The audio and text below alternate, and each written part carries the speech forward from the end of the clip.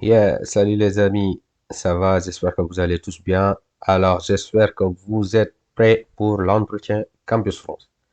Aujourd'hui, Démarche étudiant en France va vous expliquer donc les différentes questions et réponses auxquelles vous serez confrontés à votre entretien Campus France.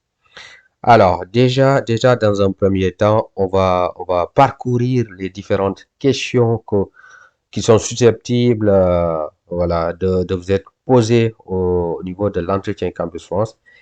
Et également aussi, je compte vous rassurer pour vous dire que l'entretien Campus France n'est pas chose compliquée, ok? L'entretien n'est pas compliqué dans la mesure où si vous vous préparez bien pour l'entretien, eh oui, donc faut pas attendre jusqu'au jour de l'entretien et dire ouais, ouais, ouais, je vais m'y prendre. Non, c'est à partir de maintenant qu'il faut préparer votre entretien.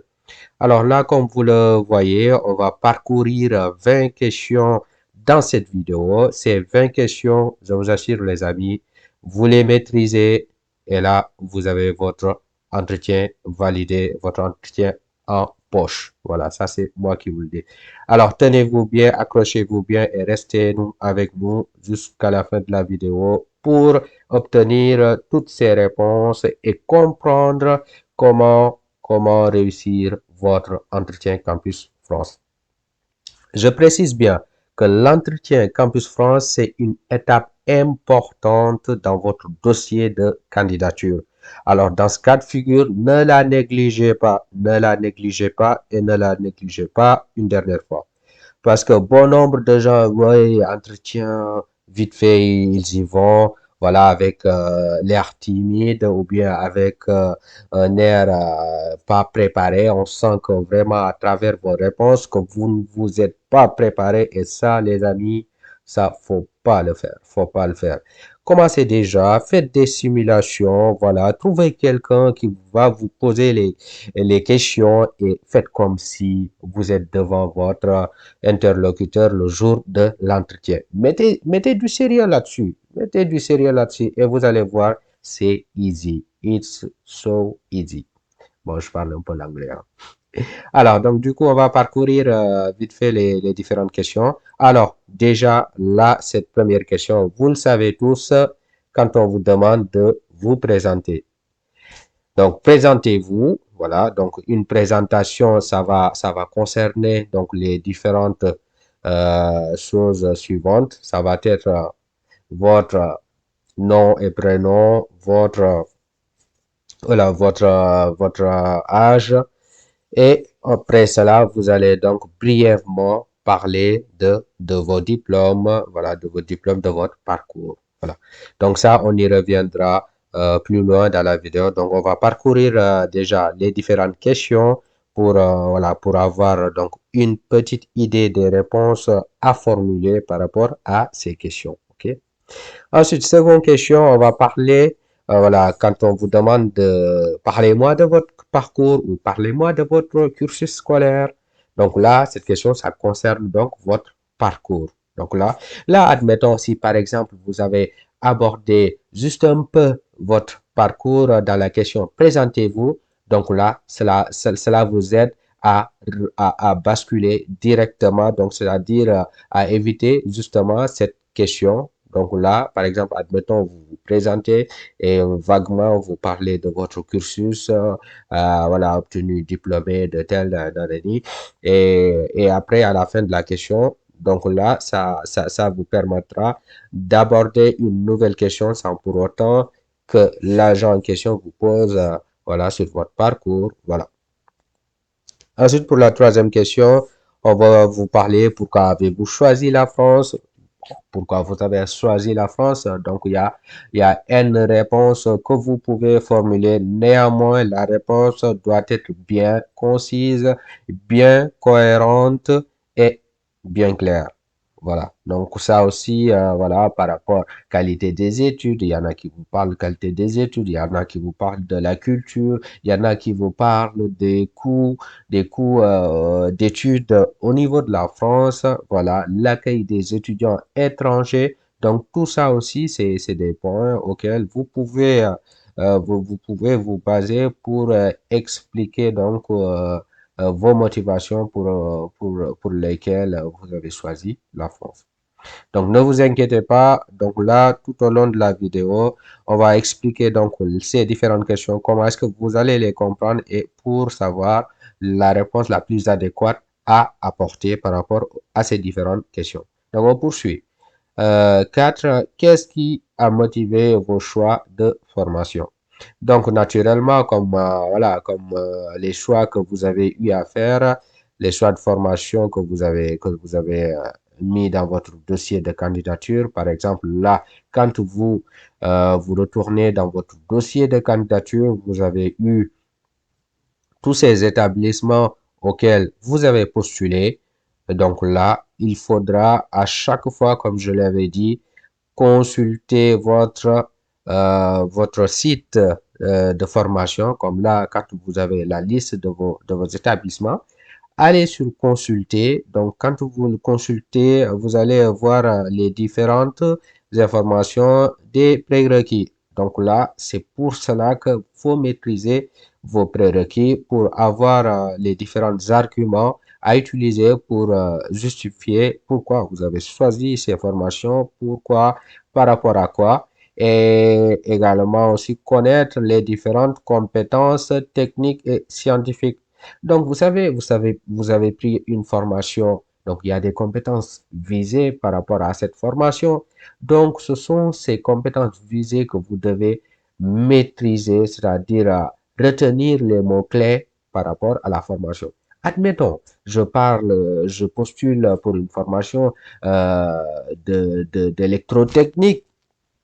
Donc là, je peux parler, voilà, là, les compétences visées, ça veut dire la maîtrise des différents réseaux électriques, la conception des différents schémas électriques, le calcul et le dimensionnement électrique. Vous voyez, tout ça, ce sont des compétences qui sont liées à la formation. Donc, vous allez obtenir au cours de la formation. Donc, c'est ça, c'est-à-dire apporter donc ce fond, voilà, par rapport à la formation et ne parlez pas juste vaguement par rapport dans vos réponses, pourquoi vous avez choisi ces formations. OK? Alors, donc là, on va revoir justement la suite des questions. Alors, donc, après ça, maintenant, on va parler de comment comptez-vous financer vos études en France. Alors, naturellement, ça, il faut s'y préparer. Donc là, on va vous dire, oui, c'est bien beau, vous voulez aller étudier en France, d'accord. Maintenant, est-ce que vous avez les sous qu'il faut? Voilà, donc ça. Et donc, dans ce cas de figure, si par exemple, si c'est votre papa, c'est votre maman qui va, voilà, qui va financer vos études, ou bien même si vous avez un oncle qui est là, ou bien un grand frère qui est ingénieur, ou voilà, qu'importe, il y a toujours quelqu'un qui va financer vos études, d'accord? À moins que vous-même, vous soyez capable de financer vos études en disposant, voilà, de la somme d'argent nécessaire. Donc, dans ce cas de figure, par exemple, vous pouvez dire, voilà, j'ai mes deux frères qui sont ingénieurs en tel domaine et tel domaine et voilà, qui vont donc financer mes études en France. Ensuite, pour la question 6, avez-vous une idée sur les frais d'inscription universitaire? Oui, parce que là, il faut savoir, il y a donc cette augmentation des frais d'inscription voilà, qui a démarré, si je ne m'abuse, en 2019, il me semble. Voilà, à partir de 2019, donc, il y a ces frais d'inscription qui ont augmenté. Voilà. Et du coup, là, pour les inscriptions de licence, on vous parle de 2770 € et pour l'inscription au master de 3770 €. Mais ne vous affolez pas, ne vous affolez pas parce qu'il y a des exonérations. Donc, il y a des établissements qui n'appliquent pas ces frais d'inscription. Donc, c'est-à-dire ils appliquent les mêmes frais d'inscription que les étudiants au niveau de la France. Donc, les étudiants nationaux, à savoir, l'inscription au niveau de la licence, c'est 170 euros et l'inscription au niveau des masters, c'est 243 euros. Donc ça, ayez juste cette information et sachez que voilà, parmi les formations que vous avez choisies, donc ils sont tous des formations auxquelles vous avez l'exonération des inscriptions. Donc cela veut dire que vous allez payer soit 170 euros pour la licence ou soit 243 euros pour le master. Et d'ailleurs, tout ça, vous l'avez même quand vous accédez dans votre compte études en France par rapport aux différentes formations. Là, par exemple, si on consulte ici, voilà, la licence sciences humaines et sociales, mention géographie, aménagement. Alors là, ils vous disent quoi? Pour année 1, c'est-à-dire pour une première année, voilà, droit d'inscription. Deux points, exonération partielle. Donc, c'est de ça que je parlais tout à l'heure. Exonération partielle à hauteur des droits d'inscription nationaux, licence 170 euros, master 243 euros. Et aussi, n'oubliez pas qu'il y a aussi un paiement de 95 euros à prévoir pour la CV. Et là aussi également, j'attire votre attention, c'est-à-dire cliquez toujours sur le site de la formation pour voir la plaquette de votre formation pour avoir les différentes compétences visées et pouvoir les utiliser, voilà, pouvoir les utiliser lors de votre entretien. Admettons la licence sciences, licence de sociologie. Donc là, vous cliquez dessus. Voilà, vous allez télécharger donc la plaquette concernant la licence. Et là, vous allez donc trouver toutes les informations par rapport à votre licence. Voilà. Et c'est ça qui va vous aider à avoir de bons arguments par rapport aux différentes questions liées au choix de vos formations. Alors, on en était à la question, voilà, 7. Maintenant, on va nous parler de comment comptez-vous loger en France. Donc là, la question par rapport au logement. Là aussi, les logements en France, vous avez le parc immobilier privé ou le parc immobilier public. Par exemple, les logements de course. Mais pour vous, je ne comptez pas sur le cours, c'est-à-dire dites que vous allez trouver un logement dans le parc immobilier, voilà, donc à travers une agence immobilière. Et il y a aussi des résidences privées pour les étudiants, donc comme les agences immobilières, à savoir Nexity, Studéa, voilà, Nexity, Studéa et les Estudines. Il y a plusieurs voilà, agences immobilières qui ont des résidences étudiantes dans le domaine du privé. Et donc, vous pouvez accéder à des logements à ce niveau. Et du coup, par rapport à la question 8, avez-vous une idée sur le prix du loyer en France? Ah, ça, faut se renseigner à chaque fois. Donc, les prix des loyers dépendent de la zone géographique auquel vous vous trouvez. Donc, à Paris, c'est plus cher, naturellement. Donc, à Paris, admettons, pour un logement de 12 mètres carrés, vous pouvez avoir un minimum 500 euros. Voilà. Minimum 500 euros. Voilà. Donc, là, c'est plus cher. Alors qu'en Provence, c'est-à-dire à l'extérieur de Paris, dans les autres villes, pour 12 mètres carrés, vous pouvez avoir à 400 euros minimum.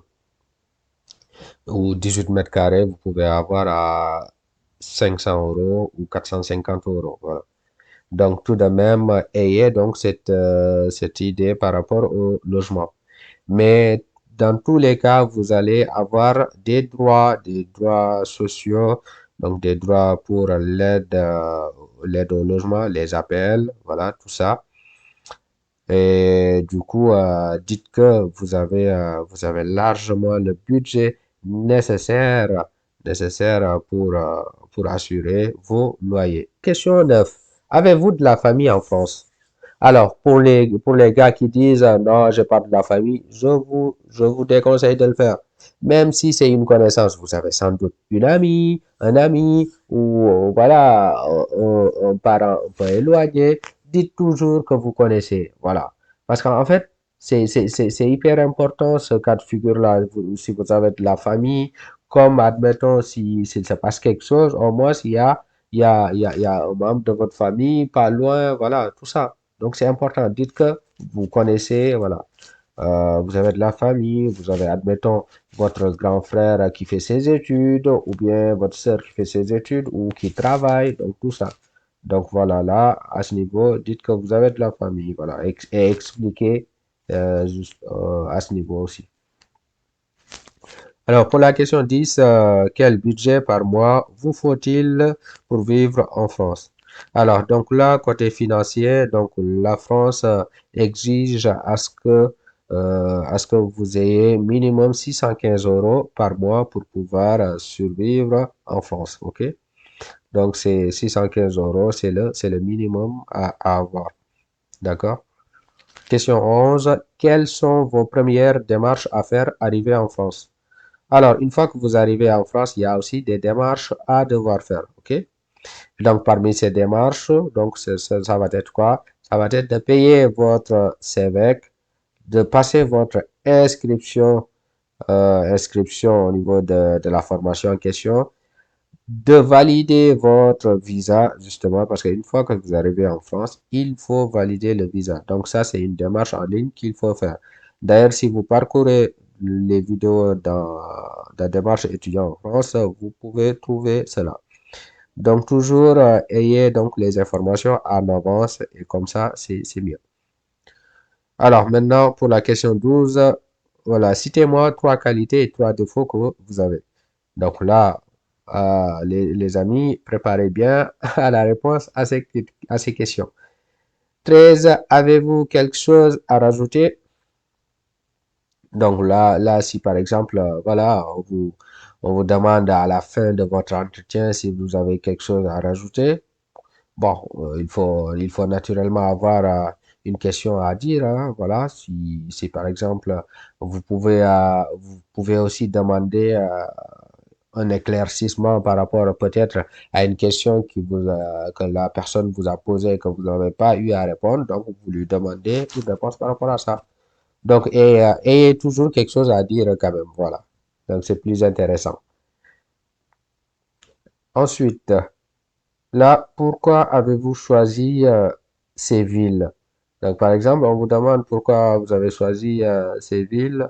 Donc là, votre choix là, ne se porte pas sur les villes, mais plutôt sur les formations. Donc là aussi, détaillé, voilà.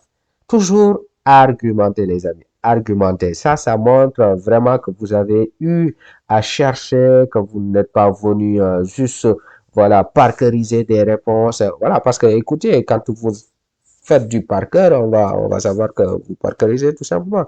Mais par contre, quand vous avez compris les réponses à apporter, ça va venir naturellement, ce sera à l'aise et la discussion va être agréable. Voilà. Et du coup, comme je dis, il faut être naturel, d'accord? Être à l'aise. C'est comme une discussion que vous faites. Voilà.